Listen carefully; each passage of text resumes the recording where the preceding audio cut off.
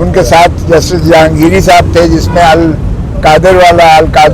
Trust university والا جو case ہے اس میں ہم نے ضمانت کی درخواست دے رکھی تھی محترم عمران خان صاحب کی جانب سے، اور ہماری شومی قسمت کے آج بھی اس کی سنوائی حتمی طور پر نہ ہو سکی، اور آج یہ طے پایا کہ کیا یہ ضمانت کی درخواست دی جا سکتی ہے یا اس میں آئینی درخواست کے ذریعے اس کی سماعت ہو سکتی ہے یا کسی نگرانی کے تحت جو ہے 439 میں اس کو سماعت کیا جا سکتا ہے۔ تو جسٹس عامر فاروق صاحب اور جسٹس جہانگیری صاحب کی بینچ نے اس میں یہ طے کر دیا کہ یہ جو ہے درخواست ضمانت ہی کی شکل میں براہ راست عدالت عالیہ کو یہ اختیار حاصل ہے، اور یہ کسی آئینی درخواست آرٹیکل 199 میں یا کسی نگرانی 439 ضابطہ فوجداری کے تحت اس کی ضرورت چندہ نہیں ہے، اور اس لیے اب انہوں نے کہا کہ اس کو ضمانت کے طور پر ہی براہ راست ہم سنیں گے، اگرچہ یہ عدالت اکاؤنٹیبلٹی کورٹ نے احتساب عدالت نے اس درخواست کو خارج کیا ہے، اور ہماری نالش یہ تھی کہ اس میں سی ایف او جو اگلے دن بیان دے کر گیا ہے اس نے بڑا واضح طور پر اس کو 2 حصوں میں تقسیم کیا۔ ایک وہ حصہ تھا جس میں 190 پاؤنڈ جو ہے نیشنل کرائم ایجنسی برطانیہ نے یہ جو ریاض فیملی کے اکاؤنٹس تھے ان میں جو ہے اس کی تفتیش تصدیق کرنے کے بعد، جس کو ویسٹ منسٹر لندن کی عدالت نے اس اکاؤنٹ کو فریز کیا تھا، جو شروعات ہوئی تھی کہ حسن نواز نے 1 ہائیڈ پارک لندن کی ایک پراپرٹی جو ہے اس نے بیچی اور ملک ریاض نے 50 ارب روپے میں خرید کی۔ یہ اربوں خربوں میں ماشاءاللہ یہ نواز شریف کے فرزند ارجمند یہ کھیلتے ہیں، بہت مشقت اور محنت کرتے ہیں، بہت زیادہ جاگیریں ہیں، ان کی جائیدادیں ہیں، اس لیے یہ اربوں خربوں میں ہی جائے گا ان کا۔ تو اس کو مشکوک ٹرانزیکشن دیکھتے ہوئے انہوں نے نیشنل کرائمز ایجنسی لندن نے اس اکاؤنٹ کو فریز کیا تھا،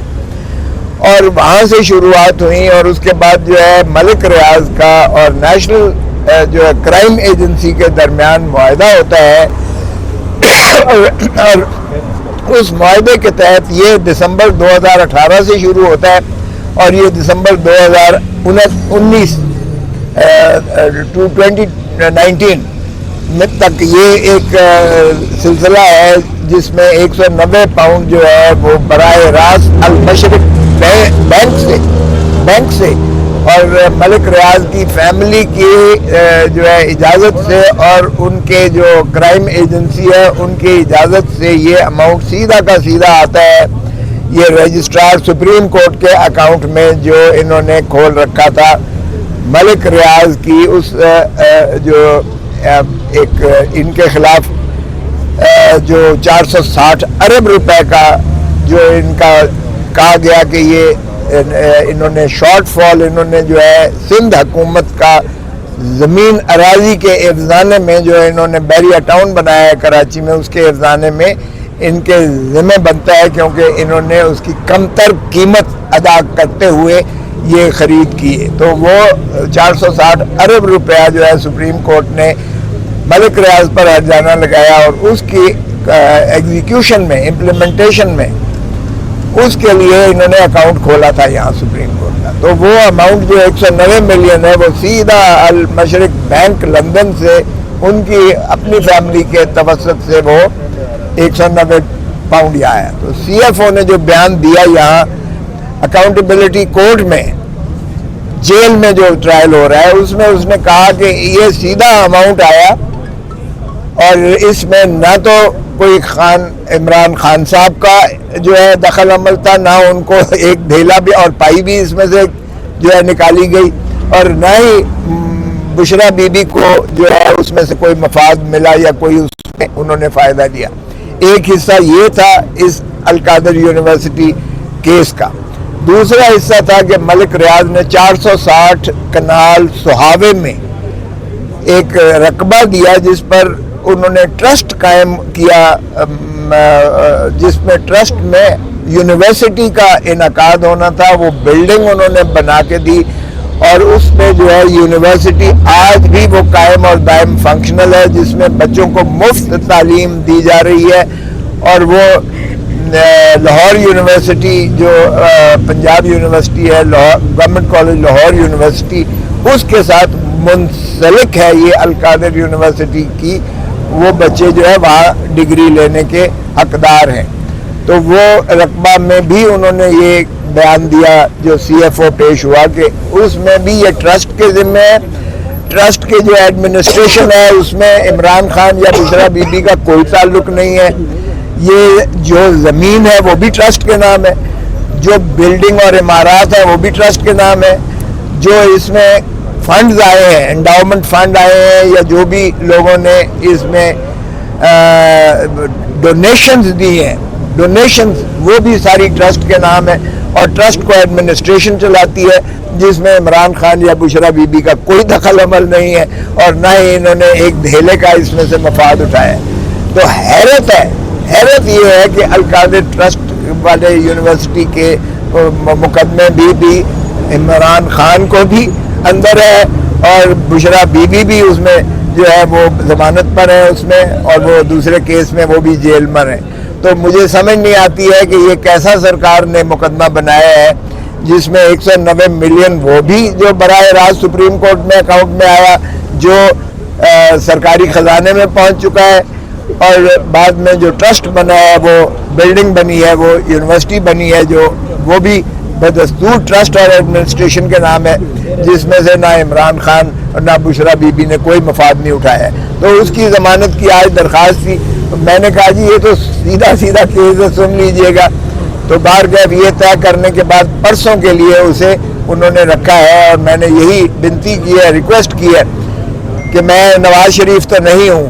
لیکن اگر تو میاں یا شریف کا نام ساتھ لگ جائے تو پھر تو 1 منٹ لگتی ہے اور پھر سپیڈیں لگ جاتی ہیں سماعت کرنے میں اور پھر ان کو جو ہے ریلیف ملتی ہے